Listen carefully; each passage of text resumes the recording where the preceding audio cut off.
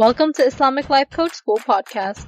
Apply tools that you learn in this podcast and your life will be unrecognizably successful. Now your host, Dr. Kamal Akhtar. Hello everyone. Peace and blessings be upon all of you. In this episode, I want to talk to you guys about successful communication. Communication is at the heart of all of your daily work-life balance. It's at the heart of your parenting, of your married life, of your professional life. What I want to tell you about communication is a method called outcome-based communication. When we're making a request of somebody and we judge the success of that request based on if the other person's response meets your expectation, this is rooted in your belief that your efforts, your words, your tone, your intention should directly control or dictate the other person's reaction. And when that expected outcome doesn't happen, then you're left with frustration, disappointment, resentment. But this is a flawed way of measuring success of your communication because it assumes that the other person's actions are within your influence, when in reality, their response is shaped by their thoughts, something that is not in your control. When you're looking for an outcome-based communication, the outcome that you're measuring needs to be your response to their response. And I'm going to elaborate on this more. What outcome you measure in your communication is extremely important. It's important because if you're defining your communication by previous standards, the one I just described, then it'll be very easy to deem your communication unsuccessful. For you to be expecting a specific response, like an agreement or an immediate action from their part, it sets you up for disappointment, especially when the other person reacts differently. If this is what's making you feel unheard or invalidated, then it's time that you adopt this approach that I'm going to talk about in this podcast. First of all, you have to shift your focus away from their role. Yes, the success in communication absolutely lies in clarity, respect, and persistence. You have to move more and more towards what your reaction is to their response. When you focus on their reaction, it diminishes the importance of how you show up in the conversation. And it breeds resentment because when their response doesn't align with your hopes, you'll feel like your efforts were wasted. And this is a huge emotional burden, distancing you in your relationship. And this whole ideology ignores the process of collaboration. Because when you're hyper-focusing solely on the outcome of their response, you miss opportunities to explore alternatives. And this is what we're going to be doing today. We're going to be exploring important alternatives. So in this outcome-based communication, the outcome you need to be focusing on is first identifying with clarity what it is that you want to ask. Be very specific and clear about what you want. Avoid assumptions. Don't give vague hints. So instead of saying things like, you never help out, say things like, it would mean a lot to me if you could handle the dishes tonight.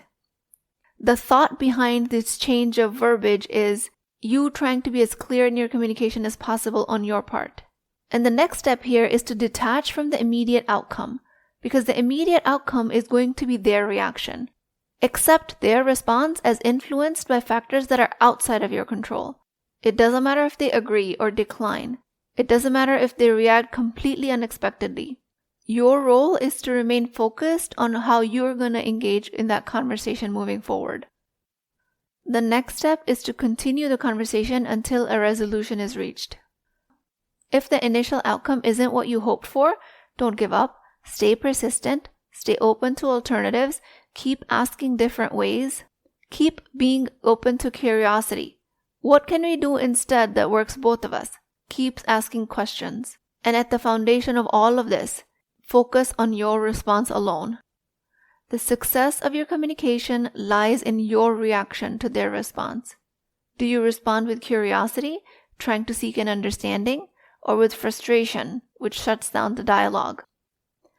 This outcome-based communication is much less about controlling the other person. It's more about creating a connection, collaboration. And you may not always get the outcome you want, especially immediately or even in the long term. But what matters is how you show up, how you stand up for your values, how persistent you are in expressing your values, because that almost guarantees an ongoing fertile ground for future dialogue and mutual respect. So let's say you want to ask your spouse to help more around household chores, but they respond by saying, I'm too busy. You will have a lot of choices in that moment, most of them taking you back to your previous experiences and shutting conversations down. Thoughts like, he never cares about what I need. And you're allowed to think that. I'm not the thought police that will tell you what you should and shouldn't think. But what happens as a response to that is that you've already shut off pathways of communication. Your job in response to their response is figuring out if you expressed your needs clearly, persistently.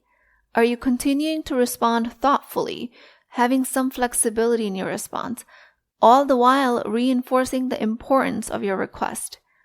Because while I'm asking you to maintain this approach, I'm not asking you to undermine the relationship or undermine your importance of your values.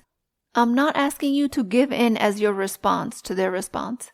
I'm just asking you to stay flexible and be open to how you are responding.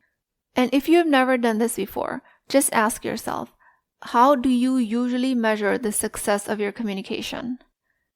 Most of the time, answer is going to be, it depends on if the person listened or not. And you are not alone. This is a very common misconception. But the truth here is that measuring communication success by somebody else's reaction is measuring if you're a successful gardener by the amount of traffic lights you have in your city. They're completely unrelated. They're two independent variables. One has nothing to do with the other. Their response to your communication stems from their own thoughts and beliefs, entirely out of your control.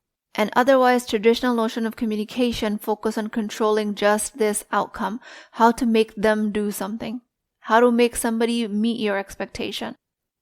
The only success of your communication I want you to measure from now on is how you handle their response, continuing to work on the process of expressing yourself clearly and responding with emotional maturity, regardless of whatever outcome they come with.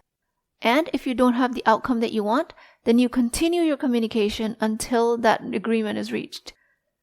3 basic steps: asking, focusing on your response, and continuing the 2 steps until you reach an agreement. That's it. Mastering these 3 steps is all you need to master your communication. So asking clearly includes leaving no room for ambiguity, no passive-aggressive comments, no leaving vague hints. Articulate your thoughts clearly. And for that, you have to know your thoughts clearly yourself. And this is where Muslim women struggle a lot, because you will already be in a space where you've disregarded the possibility that the other party will ever take you seriously, and you're already working on previous experiences, previous evidences where they didn't listen to you, so you've disregarded your opinion so much that you've completely lost touch with it. Now you don't even know what's important to you anymore. All you know is frustration. You're so used to your opinion being ignored. And when you do that long enough, you forget what you want. So this first step is a big responsibility. And a lot of times it's about gaining the skill of understanding what it is that you actually want. And then when you're clear with it, asking for it with clear words. Make it as clear as possible, as foundational and as detailed as possible, whatever you need. Do not assume that the other person knows the details of what you want because you know them very well, or because they're supposed to know it, or because they're in a close relationship with you so they should know it. Assume that they don't know and ask clearly. So that takes care of the first step. And the second step here was responding thoughtfully and respectfully to their reaction. So technically, you can respond any way you want to their reaction. And if your reaction is shutting down, then that will automatically shut down the conversation and the communication. So there are no surprises there. But since we've determined that the success of your communication will depend on your response, then why not adopt thoughtfulness, respectfulness, curiosity?